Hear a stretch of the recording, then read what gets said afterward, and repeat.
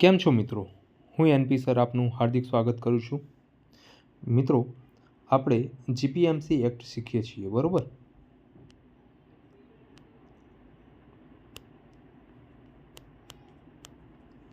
આપણે GPMC act શીખીએ છીએ કે જે તમારી જે એસએમસીની પરીક્ષા છે એની અંદર ટોટલ 15 માર્ક્સનો ટોપિક છે, બરાબર? અને આ જે એક્ટ જે છે આપણે સંપૂર્ણ પૂરો કરવાનો છે. ટોટલ 31 ભાગ છે જીપીએમસી એક્ટના અને એમાંથી આપણે 5 ભાગ પૂરા કર્યા છે. હવે આજે આપણે 6ઠ્ઠો, 7મો અને 8મો ભાગ જોઈશું. હવે આ દરેક ભાગમાંથી આપણે મોસ્ટ આઈએમપી જે પોઈન્ટ્સ છે એરિયા લઈએ છીએ, બરાબર? ઓકે, તો ફટાફટ શરૂઆત કરી લઈએ. તો આપણે આજે 6ઠ્ઠો, 7મો અને 8મો ભાગ, આ 3 ભાગમાં જે મોસ્ટ આઈએમપી પોઈન્ટ્સ છે એરિયા જોઈશું. તમે સાઈડમાં નોટ કરી જશો. આવનારી તમારી જે એસએમસીની જે પરીક્ષા છે એમાં જરૂર તમને હેલ્પફુલ થશે, બરાબર? તો ચાલો શરૂઆત કરીએ. હવે જુઓ, બજેટની અંદર જે કોર્પોરેશનનું જે બજેટ હોય છે એમાં પછાત વર્ગો માટે આરક્ષિત ભંડોળ રાખવામાં આવેલું હોય છે. તો કેટલું આરક્ષિત ભંડોળ રાખવામાં આવેલું હોય છે એ આપણે જોવાના છીએ. અને આ તમારા માટે મોસ્ટ આઈએમપી પ્રશ્ન પૂછાઈ શકે તેવો છે, બરાબર? બજેટની આવકમાંથી વધુમાં વધુ 10% રકમ અનુસૂચિત જાતિ, અનુસૂચિત જનજાતિ અને અન્ય પછાત વર્ગના વિસ્તારો માટે અનામત રાખવામાં આવે છે. તો અહીંયાથી તમારો પ્રશ્ન નીકળે કે બજેટની આવકમાંથી કેટલી રકમ, કેટલા પર્સન્ટેજ રકમ અનુસૂચિત જાતિ એટલે કે એસસી, અનુસૂચિત જનજાતિ એટલે કે એસટી અને અન્ય પછાત વર્ગો માટે અનામત રાખવામાં આવે છે? તો કે 10% રકમ, બરાબર? આ 10% તમારે મોસ્ટ આઈએમપી છે, યાદ રાખવાનું છે. ઓકે, પછી શું લખ્યું છે? જો રકમ પૂર્ણપણે વપરાય નહીં, મતલબ કે એ જે 10% રકમ જે બાકી વધેલી હોય એ પૂરેપૂરી વપરાઈ ન જાય તો બાકી રહેલી રકમ આગામી વર્ષના બજેટમાં આગળ ખેંચવામાં આવશે, બરાબર?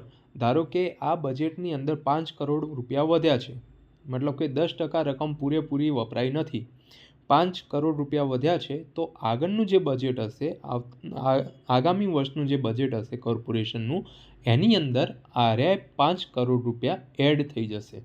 ઓકે, તો શેના માટે હોય છે? મતલબ કે એ જે 10% રકમ એની અનામત રાખવાની હોય છે જે એસસી, એસટી અને ઓબીસી વિસ્તારો માટે. તો એ શેના માટે હોય છે? તો કે એને પાણી પુરવઠો પહોંચાડવા માટે, ગટર વ્યવસ્થા કરવા માટે, સ્વચ્છતા માટે, સ્ટ્રીટ લાઇટ માટે, તબીબી સહાય માટે અને સ્લમ ક્લિનિક્સ માટે, સ્લમ ક્લિયરન્સ માટે, બરાબર? તો આ તમામ હેતુઓ માટે 10% રકમ એસસી, એસટી અને ઓબીસી માટે અનામત રાખવામાં આવતી હોય છે. અને જે રકમ વધે એનું આગામી વર્ષની અંદર એને એડ કરવાની હોય છે.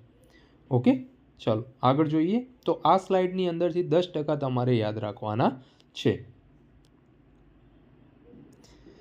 હવે શું છે? તો કે ગરીબ વ્યક્તિઓ માટે હડકવા માટેની સારવાર, મતલબ કે હડકવા વિરોધીની સારવાર ક્યારે આપવામાં આવશે? એ અહીંયાથી પ્રશ્ન પૂછાઈ શકે એવો છે. કોણ ઉઠાવશે? તો કે ગરીબ વ્યક્તિઓ માટે હડકવા વિરોધી સારવારનો ખર્ચ કોર્પોરેશન ઉઠાવશે, બરાબર? કોઈ એવો વ્યક્તિ છે કે જે ગરીબ છે અને હડકવા માટેની એને સારવાર કરવી છે, પોતાના પૈસા, એના પાસે પૈસા નથી, બરાબર? તો એ તમામ ખર્ચ કોણ ઉઠાવશે? તો કે કોર્પોરેશન ઉઠાવશે. પરંતુ ગરીબ વ્યક્તિ કહીશું કોને? અને એના ઉપર બીજું શું નિયમ બનાવ્યો છે કે દર્દી દાખલ થયાના તરત પહેલાં શહેરમાં ઓછામાં ઓછા 1 વર્ષથી રહેતો હોવો જોઈએ, બરાબર? ધારો કે કોઈ વ્યક્તિ છે અને એને આજે કૂતરું કરડે છે, બરાબર? તો હડકવા થશે. તો હડકવાના સિમ્ટમ્સ ના થાય, હડકવા ન થાય એટલે એના કારણે થઈને એને હડકવા વિરોધી સારવાર આપવામાં આવે છે. પરંતુ જો એ વ્યક્તિ પાસે પૂરતા પૈસા હોતા નથી તો એની તમામ સારવાર કોણ કરશે? કોર્પોરેશન કરશે. પરંતુ શરત એ જ છે કે એ વ્યક્તિ આજના દિવસથી છેલ્લા 1 વર્ષની અંદર એ જ શહેરમાં રોકાયેલો હોવો જોઈએ, રહેતો હોવો જોઈએ. બરાબર? તો શહેરમાં ઓછામાં ઓછા 1 વર્ષથી રહેતો હોવો જોઈએ તેવા વ્યક્તિની સારવાર, હડકવા વિરોધીની સારવાર, અહીંયા ખાસ ધ્યાન રાખજો મિત્રો, હડકવા વિરોધીની સારવાર છે તો એ કોણ ઉઠાવશે? કોર્પોરેશન ઉઠાવશે. ઓકે, ચલો આગળ જોઈશું. તો આ સ્લાઇડમાંથી તમે શું યાદ રાખશો? એક તો ગરીબ વ્યક્તિ માટે હડકવા વિરોધી સારવાર કોણ ઉઠાવશે? કોર્પોરેશન ઉઠાવશે. અને એની શરત શું છે? તો કે શહેરમાં ઓછામાં ઓછા 1 વર્ષથી રહેતો હોવો જોઈએ. ઓકે, ચલો હવે સમગ્ર કારોબારી સત્તા. તો કોર્પોરેશનની જે સમગ્ર કારોબારી સત્તા છે એ કોનામાં નિહિત છે? કમિશનરમાં નિહિત છે. મતલબ કે કોર્પોરેશનની ટોટલી જે કારોબારી સત્તા જે હોય છે એ કમિશનર ભોગવે છે. બરોબર? કમિશનરનો હોદ્દો એટલો ઊંચો રાખવામાં આવ્યો છે. તમામ મ્યુનિસિપલ અધિકારીઓ પર દેખરેખ અને નિયંત્રણ રાખવાનું કામ કોણ કરશે? તો કે કમિશનર કરશે. બરોબર? શું છે? તો કે જે મ્યુનિસિપલ અધિકારીઓ જે છે, આપણે આગળ જોઈ ગયા હતા, જે મ્યુનિસિપલ અધિકારીઓ હતા એ મ્યુનિસિપલ અધિકારીઓ ઉપરનું દેખરેખ અને એમનું નિયંત્રણ કોણ કરશે? તો કે કમિશનર કરશે. પરંતુ અહીંયા એક વાત છે, એની અંદરથી કેટલાકને બાદ કરવામાં આવ્યા છે. કોને? તો કે મ્યુનિસિપલ સેક્રેટરી.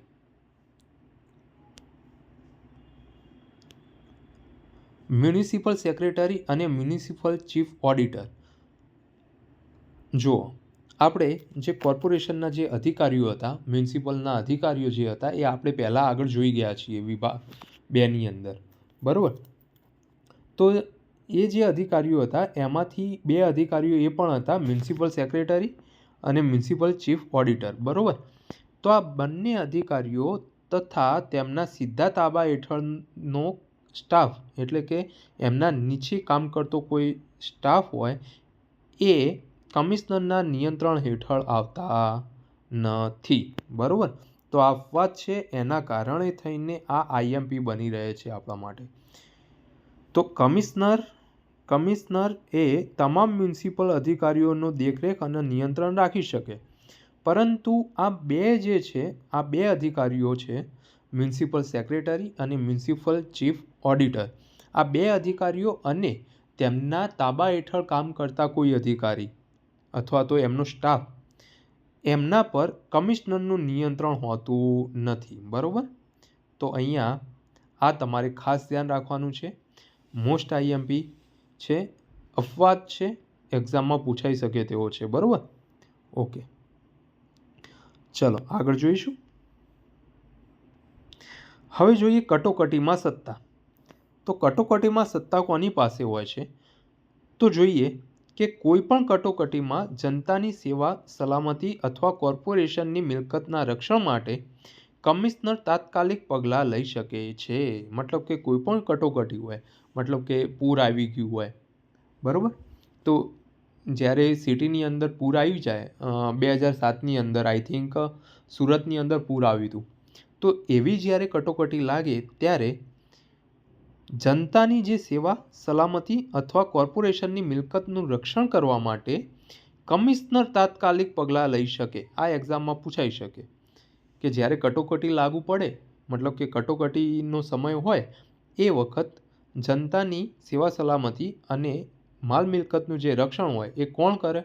તો કે કમિશનર કરે. મતલબ કે કમિશનર તાત્કાલિક પગલાં લઈ શકે અને એ કરવા માટે અન્ય કોઈ સત્તામંડળની પૂર્વ મંજૂરીની જરૂર હોતી નથી. આ સીધું પણ યાદ રહી જાય કે જ્યારે કટોકટી હોય ત્યારે જેમ બને એમ તાત્કાલિક પગલાં લેવા પડે, એના માટે કોઈ પૂર્વ મંજૂરીની જરૂર હોતી નથી. બરાબર?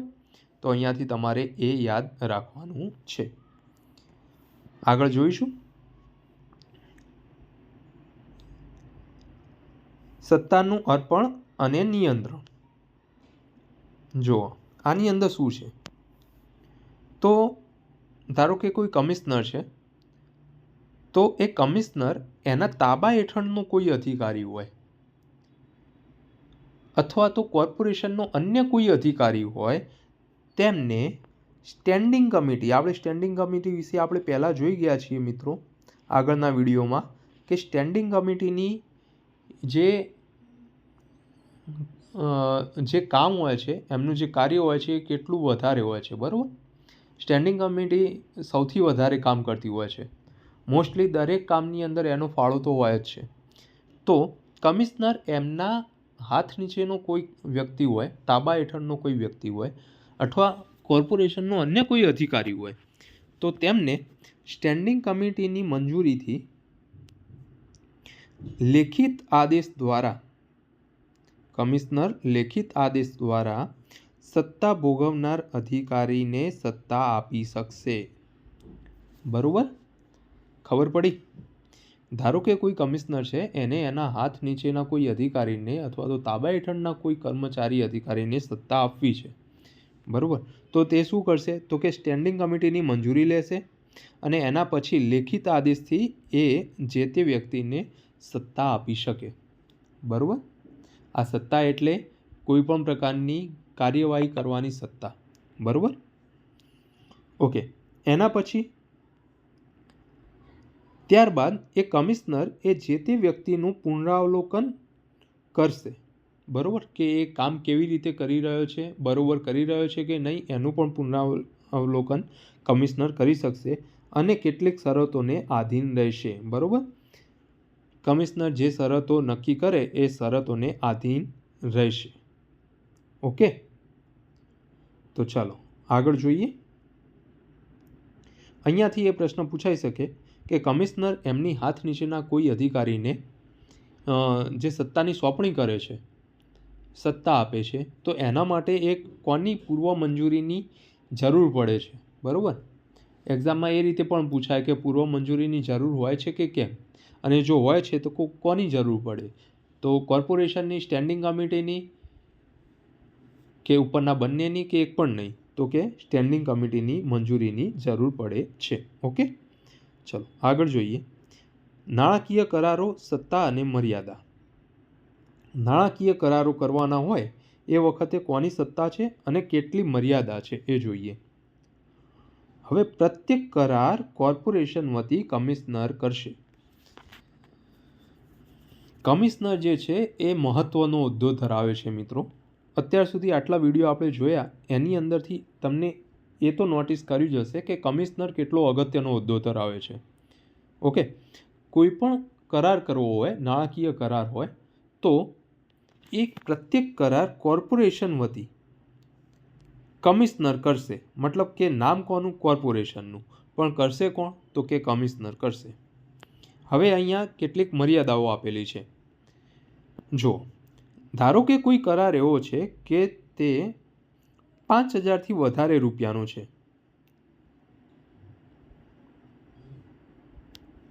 ધારો કે કોઈ કરાર છે એ 5,000 રૂપિયાથી વધારેનો છે, તો શું કરવું પડે કમિશનરને, તો કે સ્ટેન્ડિંગ કમિટીની અગાઉથી મંજૂરી ફરજિયાત લેવી પડે. ઓકે, આ સ્લાઇડ મિત્રો તમારા માટે મોસ્ટ આઈએમપી છે. આને સ્ક્રીનશોટ લેવો હોય તો લઈ લેજો. 5,000થી વધારે રૂપિયાની કોઈ કરાર હોય તો એના માટે સ્ટેન્ડિંગ કમિટીની અગાઉથી મંજૂરી ફરજિયાત લેવી પડે. એવી જ રીતે 1,000થી 5,000 વચ્ચેનો કોઈ કરાર હોય, રૂપિયા 1,000થી 5,000 વચ્ચેનો કોઈ કરાર હોય, તો કરાર કર્યા પછી કમિશનરને 15 દિવસની અંદર સ્ટેન્ડિંગ કમિટીને રિપોર્ટ કરવો પડશે. બરાબર, તો અહીંયા આ બે વસ્તુઓ આપણા માટે આઈએમપી થશે. બરાબર, કે 15 દિવસની અંદર એક તો રિપોર્ટ રજૂ કરવો પડે. કોને, સ્ટેન્ડિંગ કમિટીને. કોને કર, તો કે કમિશનર કરશે. અને ક્યારે કરશે, જ્યારે કરાર 1,000થી 5,000 વચ્ચેનો હોય. અને જો કરાર 1000 સુધીનો હોય, 1000 રૂપિયા સુધીનો હોય તો કમિશનરની સ્વતંત્ર સત્તા છે. મતલબ કે કમિશનરને કોઈની પણ ફરજિયાત મંજૂરી લેવાની જરૂર નથી કે કોઈ રિપોર્ટ આપવાની જરૂર નથી. તે સ્વતંત્ર રીતે આ સત્તા ભોગવી શકે છે અને 1000 સુધીનો કોઈ કરાર હોય તે જાતે જ કરી શકે છે. બરાબર? તો અહીંયા આ સ્લાઇડ તમારા માટે મોસ્ટ આઈએમપી બની રહેશે. ઓકે, ચલો, જંગમ મિલકતનો નિકાલ. હવે કોર્પોરેશનની કોઈ જંગમ મિલકત છે. જંગમ મિલકત અને સ્થાવર મિલકતમાં ખબર છે મિત્રો? સ્થાવર મિલકત એટલે કે એવી મિલકત કે જે સ્થાયી હોય. બરાબર? ધારો કે કોઈ જમીન હોય, કોઈ ઇમારત હોય, આ બધી સ્થાવર કહેવાય. અને જંગમ મિલકત મતલબ તો કે જે સ્થાયી ના હોય તેવી મિલકત. મતલબ કે કોઈ કોર્પોરેશનનું કોઈ વ્હીકલ હોય, બરાબર, તો એ તમે જંગમ મિલકતમાં લઈ શકો. તો શું લખ્યું છે? તો કે કિંમત 500 રૂપિયાથી વધુ ન હોય ત્યારે કમિશનર પોતાની વિવેક બુદ્ધિથી વેચાણ કે ભાડે આપી શકે. બરાબર? કોઈ જંગમ મિલકત છે તો એ જંગમ મિલકતની કિંમત 500 રૂપિયાથી વધારે ના હોય, એટલે કે 500 રૂપિયાથી ઓછી હોય. મર્યાદા કેટલી છે? 500 રૂપિયા. તો 500 રૂપિયાથી ઓછી હોય ત્યારે કમિશનર પોતાની વિવેક બુદ્ધિથી એ જે જંગમ મિલકત છે એને વેચાણથી કે ભાડે આપી શકે છે. બરાબર? એવી જ રીતે 500 રૂપિયાથી 5000 રૂપિયા વચ્ચેની કોઈ કિંમત છે અને જંગમ મિલકત છે ત્યારે કમિશનરને સ્ટેન્ડિંગ કમિટીની મંજૂરીની જરૂર પડશે. ઓકે, 500 રૂપિયાથી 5000 વચ્ચેની કોઈ જંગમ મિલકત હોય તો સ્ટેન્ડિંગ કમિટીની મંજૂરીની જરૂર પડશે. જ્યારે 500 રૂપિયાથી વધુ ન હોય, એટલે કે એનાથી ઓછી હોય, ત્યારે કમિશનર પોતાની વિવેક બુદ્ધિથી વેચાણ કે ભાડે આપી શકે છે. કઈ મિલકત? જંગમ મિલકત. ઓકે, ચલો આગળ જોઈએ. હવે છે સ્થાવર મિલકત, મતલબ કે સ્થાયી મિલકત હોય એવું, ટૂંકા ગાળાના ભાડા પટ્ટા ઉપર. જોઈએ આગળ જોઈએ તો કે વધુમાં વધુ 12 મહિના સુધીનો ભાડા પટ્ટો. મતલબ કે કોઈ એવી સ્થાવર મિલકત છે. સ્થાવર મિલકત એટલે કે કોઈ જમીન હોય કે કોઈ ઇમારત હોય, બરાબર, તો એને વધુમાં વધુ 12 દિવસ સુધી એ ભાડા પર 12 મહિના સુધી 12 મહિના સુધીના ભાડા પટ્ટા ઉપર તે આપી શકે છે. માછીમાર કે ફળો એકઠા કરવા માટે કમિશનર આપી શકે છે. મતલબ કે કોઈ જગ્યા જે છે એ રહી માછીમારી કરવા માટે કે ફળો એકઠા કરવા, એટલે કે કોઈ ફળફળાદી હોય એ બધી એક જગ્યાએ એકઠી કરવા માટે એ જે તે જગ્યાને ભાડા પટ્ટા એટલે ભાડા ઉપરથી તે આપી શકે છે. પરંતુ કેટલો? વધુમાં વધુ 12 મહિના સુધી. ઓકે, સ્થાવર મિલકતની વાત થાય છે અહીંયા. સ્થાવર મિલકત એટલે સ્થાયી મિલકત. કોઈ જમીન હોય કે ઇમારત હોય અથવા અન્ય કોઈ સ્થાયી મિલકત હોય તો એની. બરાબર? આવો ભાડાપટ્ટો આપ્યાના 15 દિવસની અંદર સ્ટેન્ડિંગ કમિટીને રિપોર્ટ કરવો ફરજિયાત છે. જો આ 12 મહિના સુધીનો ભાડે તો આપે એ જમીન, પણ એ જ્યારે ભાડે આપે છે એના 15 દિવસની અંદર કમિશનરે જે સ્ટેન્ડિંગ કમિટી જે છે એને રિપોર્ટ કરવો ફરજિયાત રહેશે. બરાબર? અપવાદ શું છે? જો માસિક ભાડુંથી કરાર હોય અથવા તો વાર્ષિક ભાડું 3000થી ઓછું હોય તો રિપોર્ટ કરવાની જરૂર નથી. જો માસિક ભાડું હોય, બરાબર, મતલબ કે એ ભાડું માસિક મળતું હોય અને વાર્ષિક રીતે જો ગણવા જઈએ તો એ ભાડું 3000 રૂપિયાથી ઓછું ન થતું હોય, બરાબર, વાર્ષિક એ 3000થી ઓછું ભાડું ન થતું હોય તો આ જે રિપોર્ટ કરવાનો તો સ્ટેન્ડિંગ કમિટીને એ રિપોર્ટ કરવાની જરૂર નથી. ઓકે, તો આ સ્લાઇડ પણ તમારા માટે આઈએમપી છે. જે સ્થાવર મિલકત છે એને કમિશનર વધુમાં વધુ 12 મહિના સુધીના ભાડા પટ્ટા પરથી આપી શકે અને એની 15 દિવસની અંદર જે સ્ટેન્ડિંગ કમિટી છે એને રિપોર્ટ કરવો એનો ફરજિયાત છે. પરંતુ જો 1 વર્ષમાં 3,000 કરતાં ઓછું ભાડું થતું હોય તો આ રિપોર્ટ કરવાની જરૂર નથી. ઓકે, ચાલો. એના પછી સ્થાવર મિલકતનો જ એક બીજો આઈએમપી સ્લાઇડ છે. વ્યવહારનો પ્રકાર. ધારો કે કોઈ ભાડા ઉપર આપે છે, ભાડા પટ્ટા ઉપર આપે છે, તો શરત શું હોવી જોઈએ? તો કે 1 વર્ષથી વધુ હોય તો સ્ટેન્ડિંગ કમિટીની મંજૂરીની જરૂર છે. બરાબર.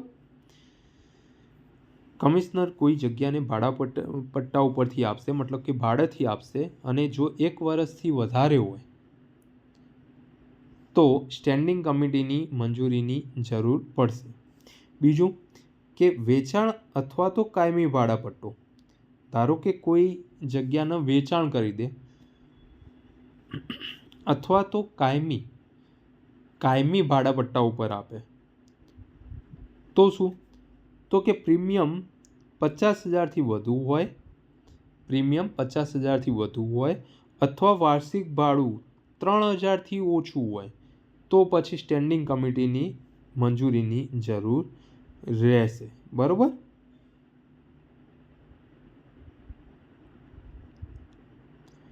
આ સિવાય સુવર્ણ વેચાણ કે હસ્તાંતરણ. સંપૂર્ણ વેચાણ મતલબ કે કોઈ ઇમારતની સંપૂર્ણ વેચાણ કરી દે છે અથવા તો કોઈ બીજાને હસ્તાંતરણ કરે છે તો કોર્પોરેશનની મિલકત કાયમી ધોરણે વેચેલી ગણાશે અને એના માટે કોર્પોરેશનની મંજૂરી ફરજિયાત રહેશે. તો અહીંયા કોની મંજૂરી ફરજિયાત આવે છે? કોર્પોરેશનની આવે છે, સ્ટેન્ડિંગ કમિટીની નથી આવતી. જ્યારે સંપૂર્ણ તમે વેચાણ કરી દો છો કોઈ સ્થાવર મિલકતનું ત્યારે. બરાબર. સુવર્ણ નિયમ શું છે? કોઈ પણ વ્યવહારમાં મળતું વળતર વર્તમાન બજાર કિંમતથી ઓછું હોવું જોઈએ નહીં. મતલબ કે આ જે શરતોને આધીન રહીને જે કોઈ વ્યવહારનો પ્રકાર હોય, ભાડાપટ્ટાથી આપતા હોય કે વેચાણથી આપતા હોય, હસ્તાંતરણ કરતા હોય કે કાયમી ભાડાપટ્ટે આપતા હોય, તો એમાંથી મળતું જે વળતર હોય એ અત્યારની જે બજારની કિંમત હોય, વર્તમાન બજાર કિંમત હોય એના કરતાં ઓછી ન હોવી જોઈએ, એના કરતાં વધારે જ હોવી જોઈએ એ રહી કિંમત. બરાબર. ઓકે, તો અહીંયા આ સ્લાઇડ તમારા માટે આઈએમપી રહેશે.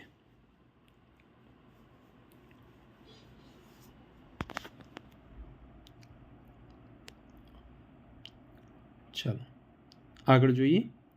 મિલકત અંગેના દાવાઓનો ઉકેલ શું છે એમાં? તો કે જ્યારે કોઈ વ્યક્તિ કોર્પોરેશન વિરુદ્ધ સ્થાવર મિલકત પર અધિકારનો દાવો કરે. બરાબર. હવે કોઈ સ્થાવર મિલકત છે, કોઈ જમીન છે, અને કોઈ વ્યક્તિ એમ કહે છે કે આ જમીન મારી છે. બરાબર. જ્યારે કોઈ વ્યક્તિ કોર્પોરેશન વિરુદ્ધ સ્થાવર મિલકત પર અધિકારનો દાવો કરે ત્યારે કોર્પોરેશન શું કરશે? તો કોર્પોરેશન પહેલાં તો યોગ્ય નોટિસ આપશે અને વિધિવત પૂછપરછ કરશે જે તે વ્યક્તિ પાસે, અને એના પછી આવા દાવા પર નિર્ણય આપતો આદેશ પસાર કરવાની સત્તા કલેક્ટર પાસે રહેશે. મતલબ કે આવો જે નિર્ણય હોય એ નિર્ણયની આખરી સત્તા કલેક્ટર પાસે છે. બરાબર.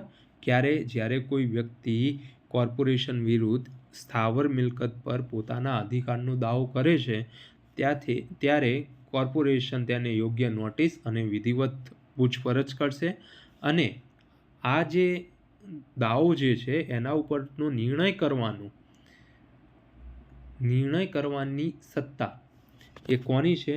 તો કે કલેક્ટર સાહેબની છે. અહીંયાથી તમને આ એક્ઝામમાં પૂછાઈ શકે. બરાબર. આ કલેક્ટર તમારે અહીંયાથી યાદ રાખવાનું છે. ઓકે, તો અહીંયા આપણે જે જોઈ ગયા આગળ બધું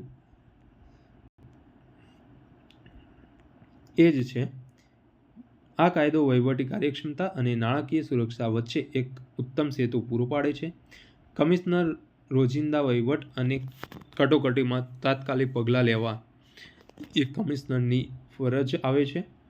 રોજિંદા વહીવટ માટે સત્તાનું કેન્દ્રીકરણ થાય છે. બીજું કે સ્ટેન્ડિંગ કમિટી નાણાકીય નિયંત્રણ 1 વર્ષથી વધારે હોય તો 5,000 રૂપિયા, કોર્પોરેશન અથવા તો કલેક્ટરની અંતિમ મંજૂરી અને ન્યાય નિર્ણય, મતલબ કે હમણાં જે છેલ્લા જે સ્લાઇડ જોઈ ગયા એ જ છે. આ સ્લાઇડમાં તમારે ખાસ વધારે જોવાનું નથી, આગળની બધી જે સ્લાઇડો છે એનો એક સાર છે, બરાબર. ઓકે, ચલો અહીંયા સુધી આજે રાખીએ. હવે નેક્સ્ટ ટાઈમ આનાથી આગળના ભાગ જોઈશું. આજે આપણે ભાગ જોયા 6, 7, 8. હવે આગળનો 9મો ભાગ આપણે પછી જોઈશું. Okay, thank you.